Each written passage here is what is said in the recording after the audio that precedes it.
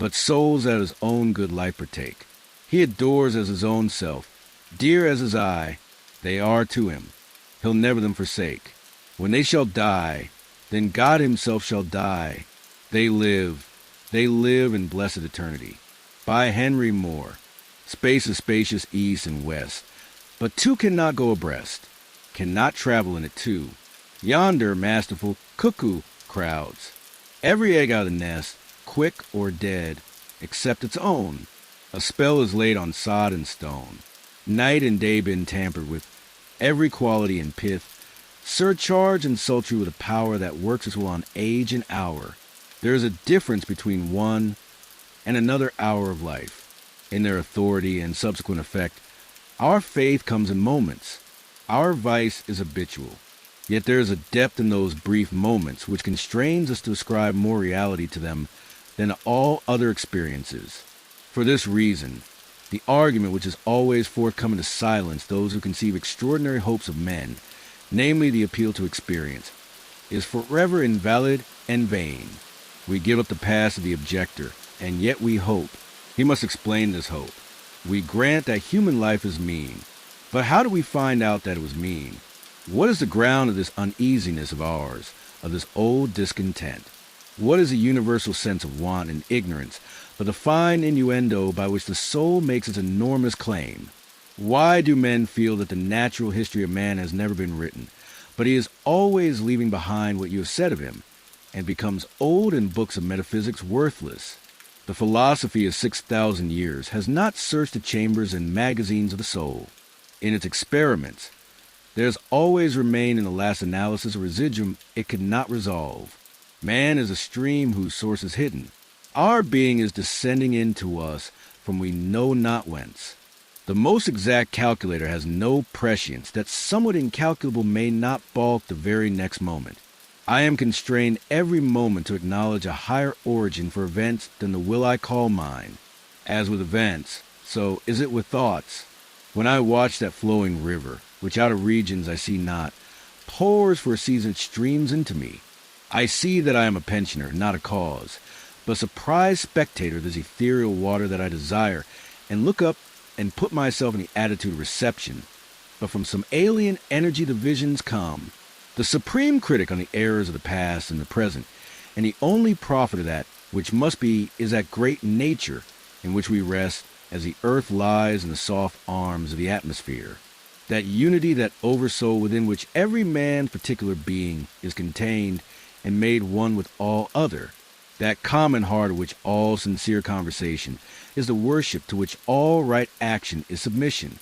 That overpowering reality which confutes our tricks and talents, and constrains everyone to pass for what he is, and to speak from his character and not from his tongue, and which evermore tend to pass into our thought and hand, and become wisdom and virtue and power and beauty.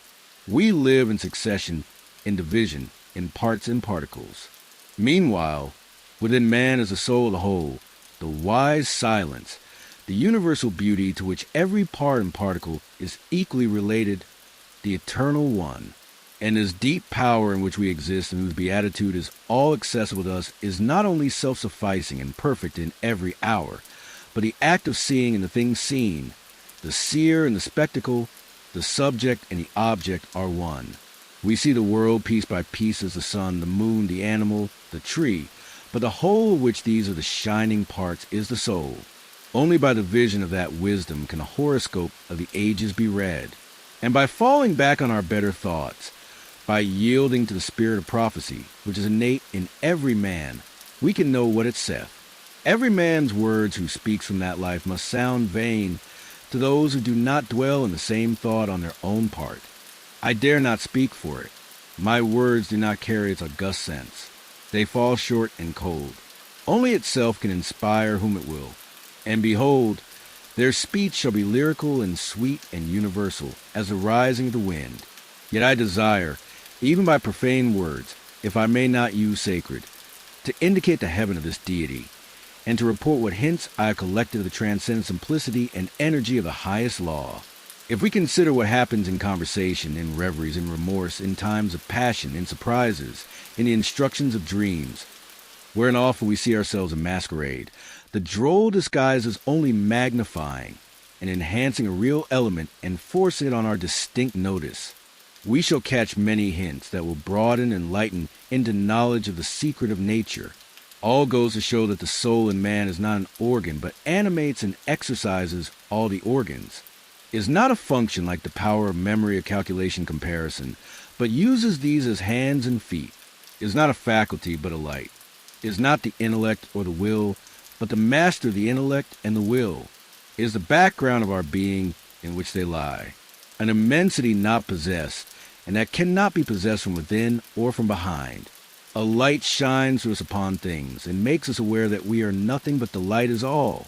A man is the facade of a temple wherein all wisdom and all good abide. What we commonly call man, the eating, drinking, planting, counting man, does not, as we know him, represent himself, but misrepresents himself. Him we do not respect, but the soul whose organ he is, would he let it appear through his action, would make our knees bend. When it breathes through his intellect, it is genius. When it breathes through his will, it is virtue. When it flows through his affection, it is love. And the blindness of the intellect begins when it would be something of itself. The weakness of the will begins when the individual would be something of himself. All reform aims in some one particular to let the soul have its way through us. In other words, to engage us to obey, of this pure nature. Every man is at some time sensible. Language cannot paint it with his colors. It is too subtle. It is undefinable, unmeasurable. But we know that it pervades and contains us. We know that all spiritual being is in man. A wise old proverb says, God comes to see us without bell. That is, as there is no screen or ceiling between our heads and the infinite heavens. So is there no bar or wall in the soul where man the effect ceases and God the cause begins? The walls are taken away. We lie open on one side to the deeps of spiritual nature, to the attributes of God. Just as we see in no love, freedom, power. These natures no man ever got above, but they tower over us, and most in the moment when our interests tempt us to wound them. The sovereignty of this nature whereof we speak is made known by its independency of those limitations which circumscribe us on every hand. The soul circumscribes all things. As I have said, it contradicts all experience. In like manner, it abolishes time and space.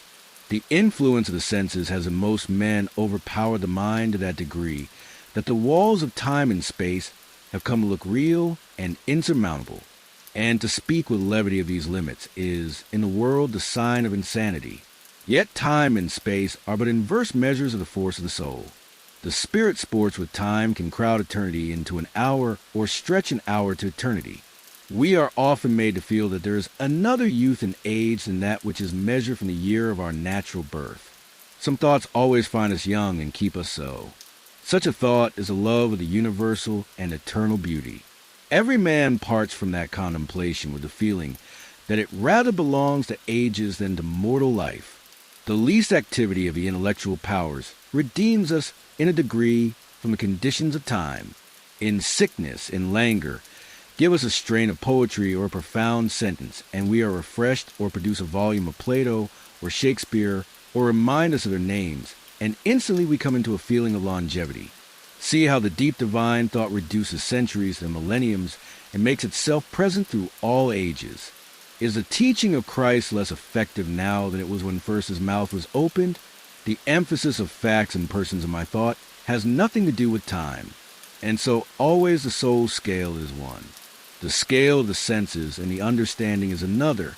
Before the revelations of the soul, time, space, and nature shrink away. In common speech, we refer all things to time, as we habitually refer the immensely sundered stars to one concave sphere. And so we say that the judgment is distant or near, that the millennium approaches, that a day of certain political, moral, social reforms is at hand, and the like, when we mean that in the nature of things, one of the facts we contemplate is external and fugitive, and the other is permanent and connate with the soul. The things we now esteem fixed shall one by one detach themselves like ripe fruit from our experience and fall. The wind shall blow them none knows whither. The landscape, The figures Boston, London are facts as fugitive as any institution past or any whiff of mist or smoke. And so is society, and so is the world. The soul lucets steadily forwards, creating a world before her, leaving world behind her. She has no dates, nor rights, nor persons, nor specialties, nor men. The soul knows only the soul. The web of events is the flowing robe in which she is clothed. After its own law, and not by arithmetic, is the rate of its progress to be computed. The soul's advances are not made by gradation, such as can be represented by motion in a straight line, but rather by ascension of state, such as can be represented by metamorphosis. From the egg to the worm, from the worm to the fly, the growths of genius are of a certain total character that does not advance the elect individual first over John, then Adam, then Richard, and give to each the pain of discovered inferiority. But by every throw of growth the man expands there where he works, passing at each pulsation classes, populations of men. With each divine impulse, the mind rends the thin rinds of the visible and finite, and comes out into eternity and inspires and expires its air. It converses with truths that have always been spoken in the world, and becomes conscious of a closer sympathy with Zeno and Arian than with persons in the house. This is the law of moral and of mental gain. The simple rise as by specific levity not into a particular virtue, but into the region of all the virtues. They are in the spirit which contains them all. The soul requires purity, but purity is not it requires justice, but justice is not that requires beneficence, but is somewhat better. So that there is a kind of descent and accommodation felt when we leave speaking of moral nature to urge a virtue which it enjoins to the well-born child. All the virtues are natural and not painfully acquired. Speak to his heart, and the man becomes suddenly virtuous. Within the same sentiment is the germ of intellectual growth which obeys the same law. Those who are capable of humility, of justice, of love, of aspiration, stand already on a platform that commands the sciences and arts, speech and poetry, action and grace. For whoso dwells in this moral beatitude already anticipates those special powers which men prize so highly. The lover has no talent, no skill, which passes for quite nothing with his enamored maiden, however little she may possess of related faculty, and the heart, which abandons itself to the supreme mind, finds itself related to all it works, and will travel a royal road to particular knowledges and powers. In ascending to this primary and aboriginal sentiment, we have come from our remote station on the circumference instantaneously to the center of the world where, as in the closet of God, we see causes and anticipate the universe, which is but a slow effect. One mode of the divine teaching is the incarnation of the Spirit in a form and forms like my own. I live in society with persons who answer the thoughts of my own mind or express a certain obedience to the great instincts to which I live. I see its presence to them. I am certified of a common nature, and these other souls, these separated selves, draw me as nothing else can. They stir in me the new emotions we call passion of love, hatred, fear, admiration, pity. Thence comes conversation, competition, persuasion, cities, and war. Persons are supplementary to the primary teaching of the soul. In youth, we are mad for persons. Childhood and youth see all the world in them. But the larger experience of man discovers the identical nature appearing through them all. Persons themselves acquaint us with the impersonal. In all conversation between two persons, tacit reference is made as to a third party to a common nature. That third party or common nature is not social. It is impersonal. It is God. And so in groups where debate is earnest, and especially on high questions, the company become aware that the thought rises to an equal level in all bosoms, that all have a spiritual property in what was said, as well as the sayer. They all become wiser than they were. It arches over them like a temple, this unity of thought in which every heart beats with nobler sense of power and duty, and thinks and acts with unusual solemnity. All are conscious of attaining to a higher self-possession. It shines for all. There is a certain wisdom of humanity which is common to the greatest men with the lowest, and which our ordinary education often labors to silence and obstruct. The mind is one, and the best minds who love truth for its own sake think much less of property in truth. They accept it thankfully everywhere and do not label or stamp it with any man's name, for it is theirs long beforehand and from eternity. The learned and the studious of thought have no monopoly of wisdom. Their violence of direction, in some degree, disqualifies them to think truly.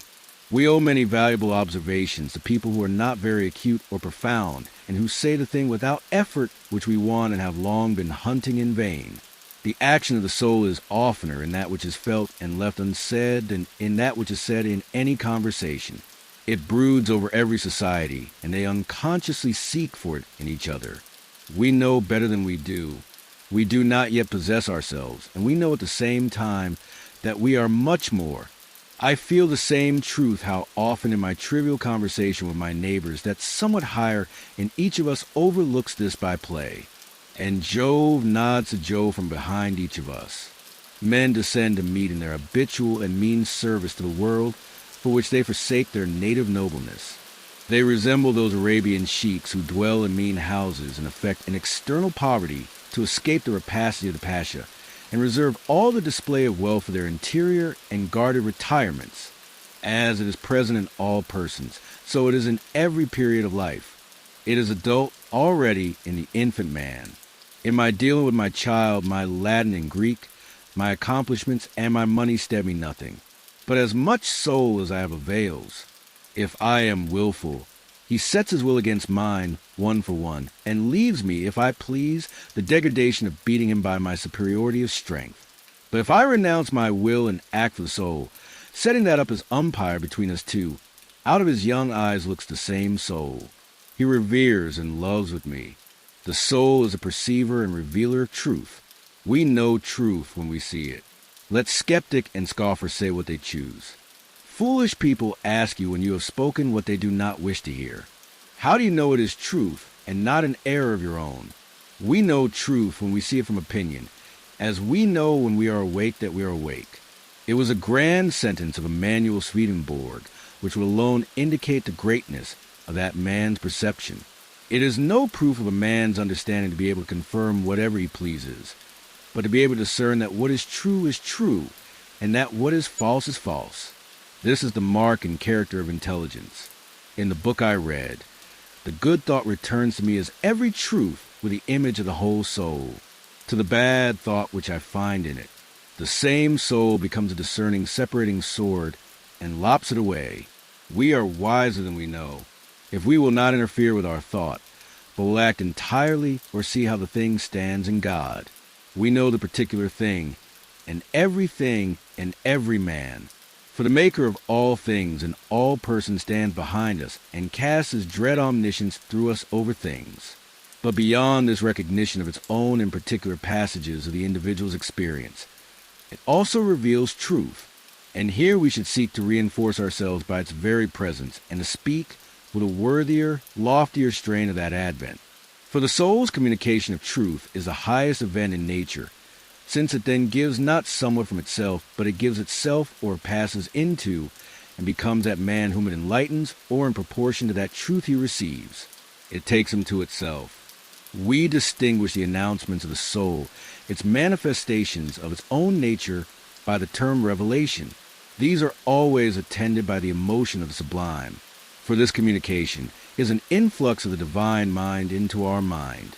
It is an ebb of the individual rivulet before the flowing surges of the sea of life. Every distinct apprehension of this central commandment agitates men with awe and delight. A thrill passes through all men at the reception of new truth or at the performance of a great action which comes out of the heart of nature. In these communications, the power to see is not separated from the will to do, but the insight proceeds from obedience, and the obedience proceeds from a joyful perception.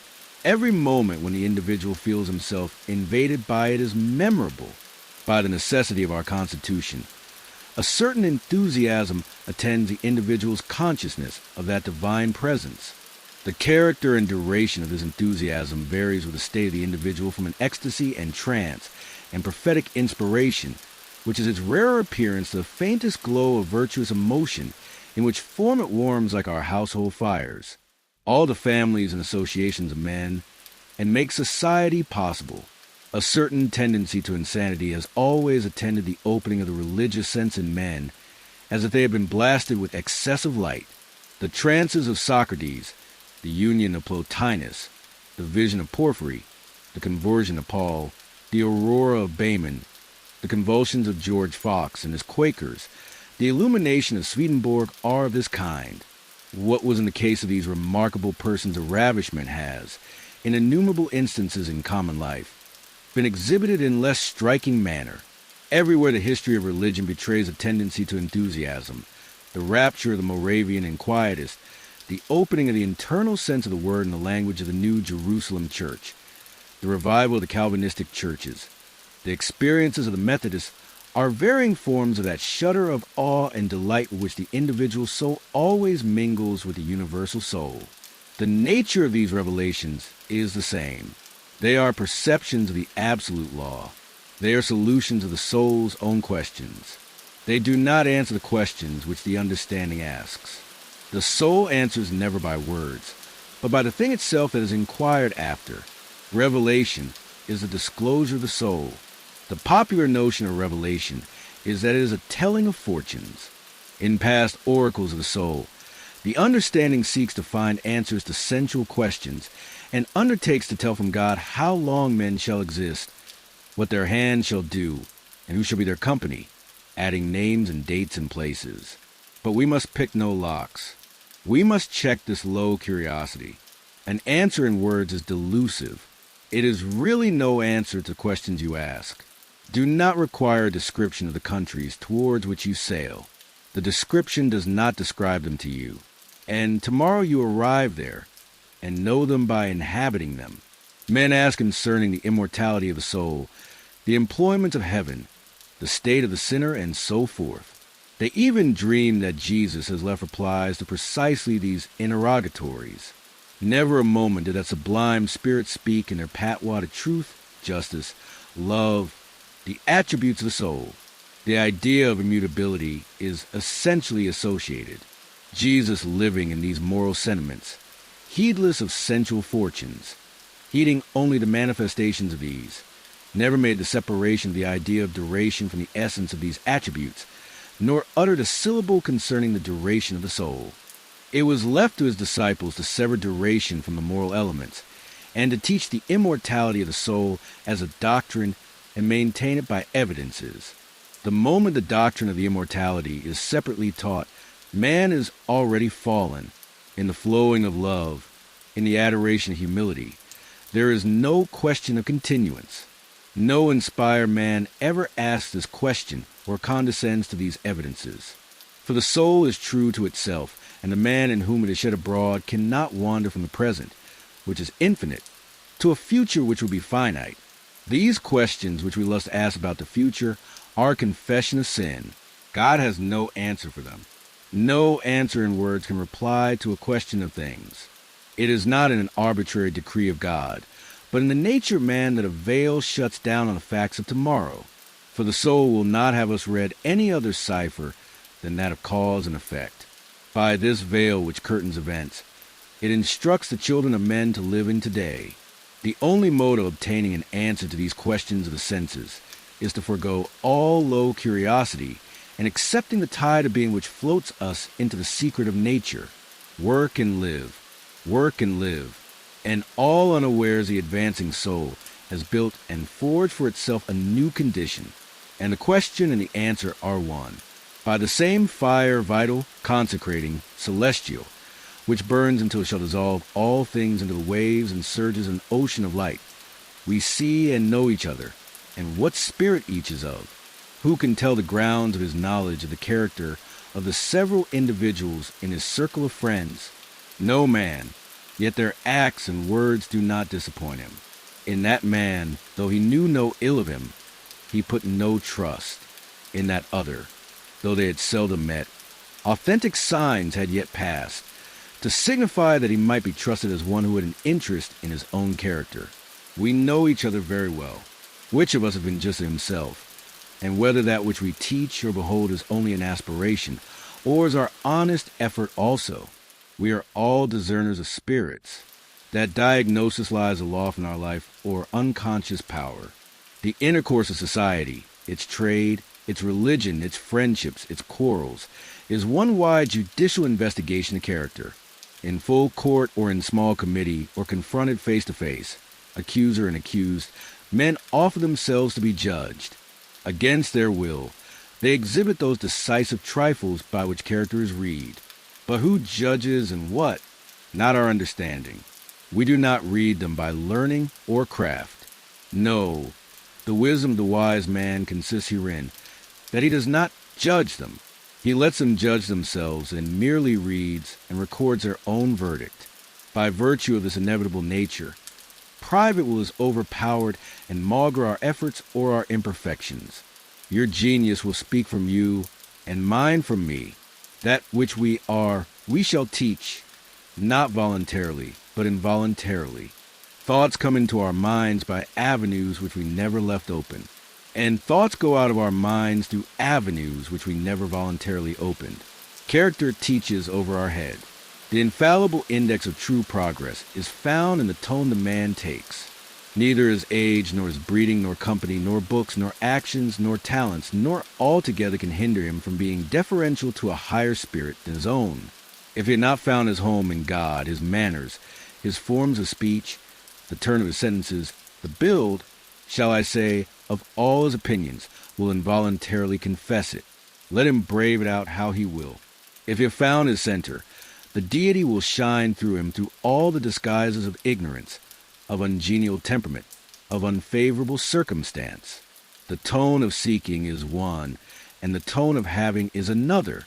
The great distinction between teachers sacred or literary, between poets like Herbert and poets like Pope, between philosophers like Spinoza, Kant, and Coleridge, and philosophers like Locke, Paley, Mackintosh, and Stewart, between men of the world who are reckoned accomplished talkers, and here and there a fervent mystic prophesying half insane under the infinitude of his thought.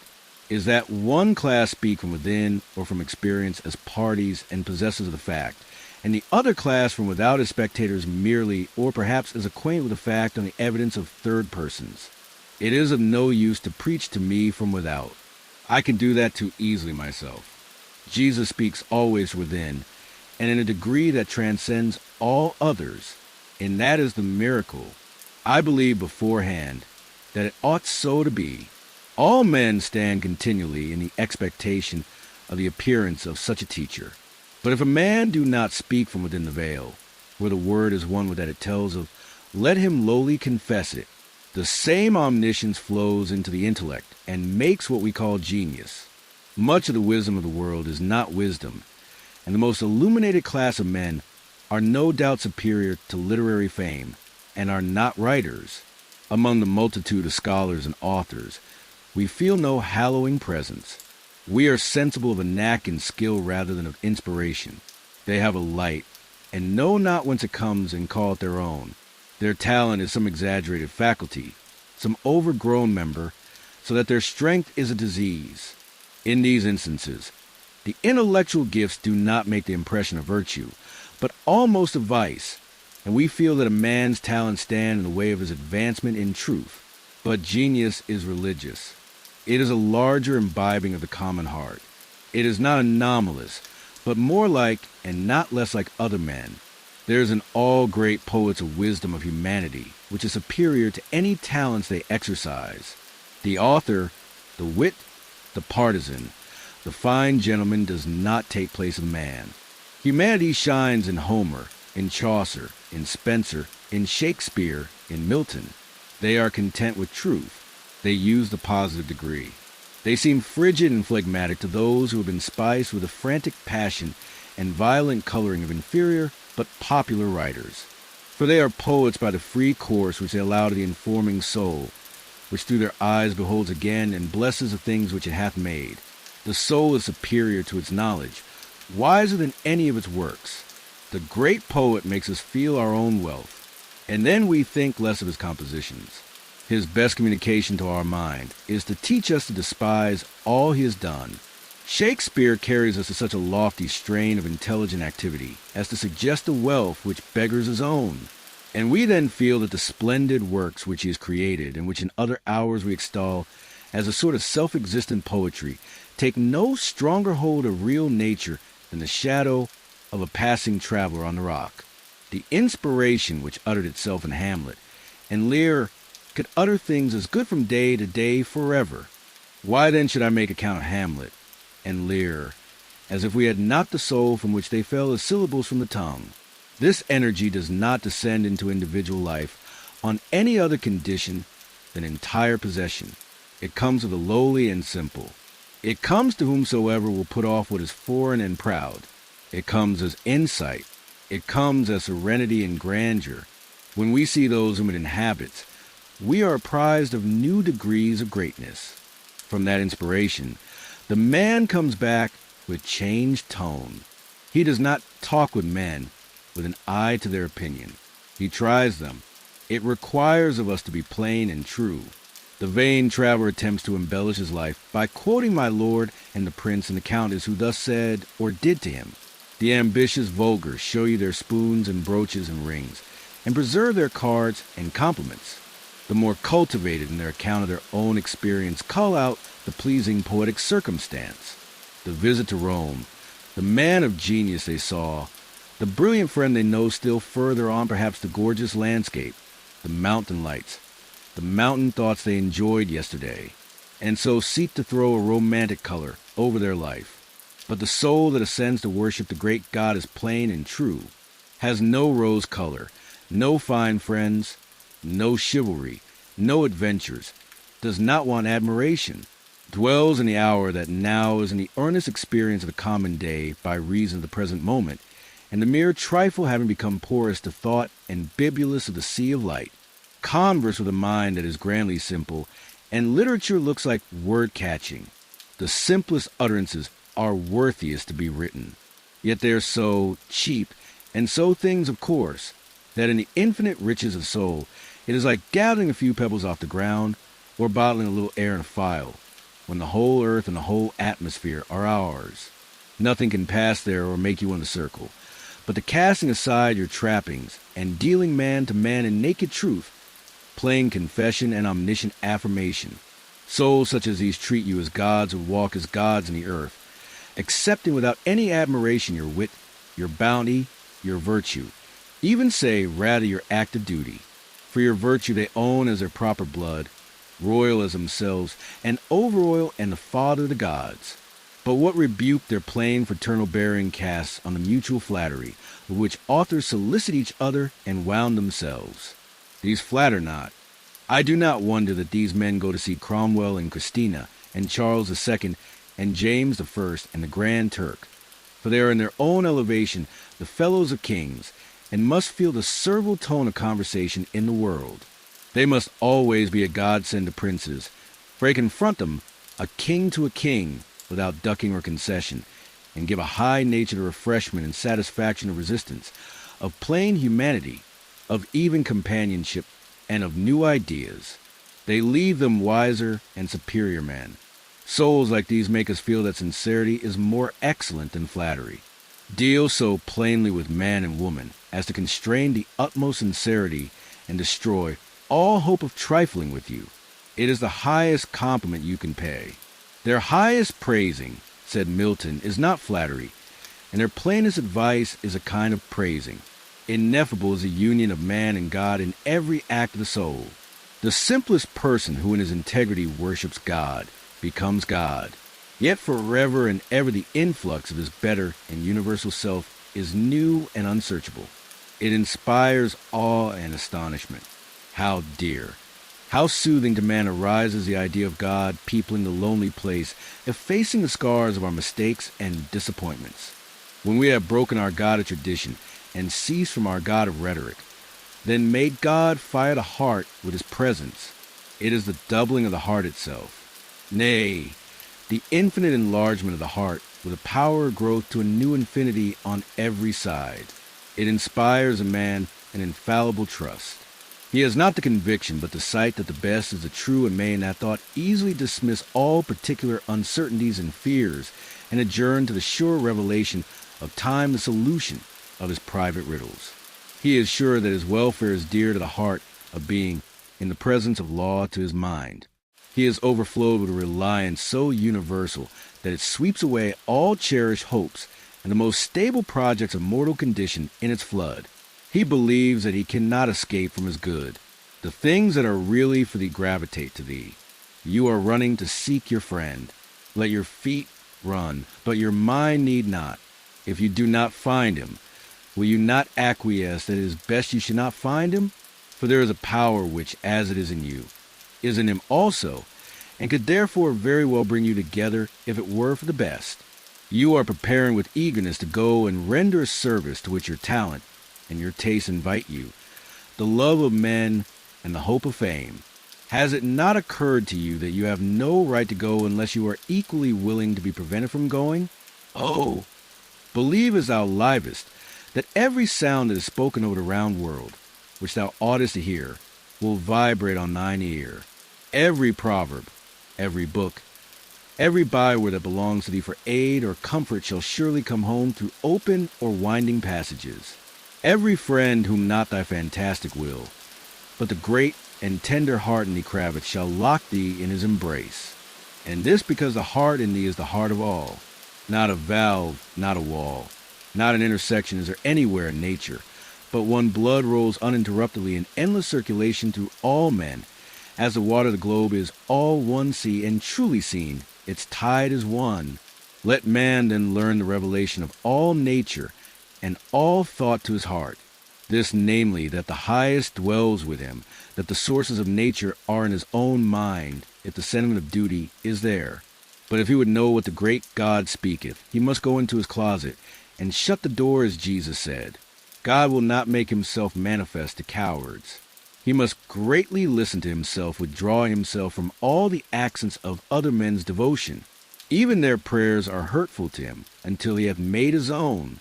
Our religion vulgarly stands on numbers of believers. Whenever the appeal is made, no matter how indirectly, to numbers, proclamation is then, and they're made that religion is not. He that finds God a sweet, enveloping thought to him never counts his company. When I sit in that presence, who shall dare to come in? When I rest in perfect humility, when I burn with pure love, what can Calvin or Swedenborg say? It makes no difference whether the appeal is to numbers or to one. The faith that stands on authority is not faith. The reliance on authority measures the decline of religion, the withdrawal of the soul,